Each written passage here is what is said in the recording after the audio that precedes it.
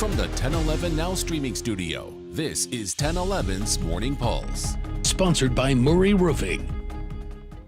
Good morning. This is Craig Allison with your Morning Pulse for Thursday, January 23rd. Our first story this morning on the national side. Around 1,500 of additional active duty U.S. troops are being ordered to the southern U.S. border. According to sources, the Trump administration asked for 10,000 to be prepared to deploy, but military officials pushed back, saying it would hinder operations around the world. President Trump said in an executive order Monday he will decide within 90 days whether to invoke the Insurrection Act at the U.S.-Mexico border, and this would allow him to use active duty troops domestically for law enforcement.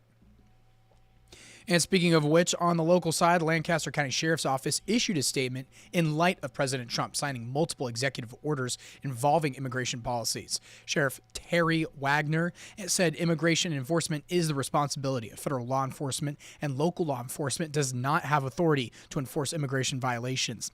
LSO also says it is involved in several task forces with federal partners and will provide assistance if requested, as long as it is within their legal authority.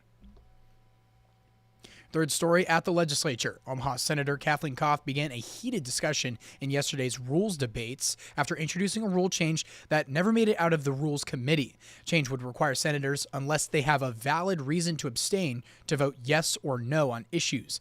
Lincoln Senator Ben Hansen proposed an option to allow senators to excuse themselves from voting if they have a conflict of interest, and debate will continue today with a vote expecting to be called then as well.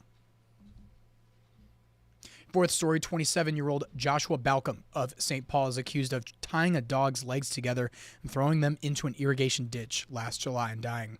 The dog was found dead about a mile downstream. He was originally charged with felony animal neglect resulting in death, but that was reduced to misdemeanor animal neglect. Balcom pled guilty to the charge and will be sentenced April 9th. And wrapping things up with your final story, teachers at Hastings Public Schools will see an increase in pay and benefits in the upcoming school year.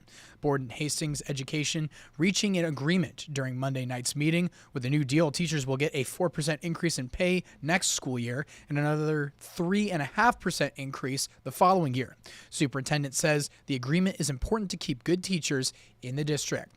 That is your Morning Pulse for this Thursday morning, and we'll wrap things up with a look at your 7-day forecast.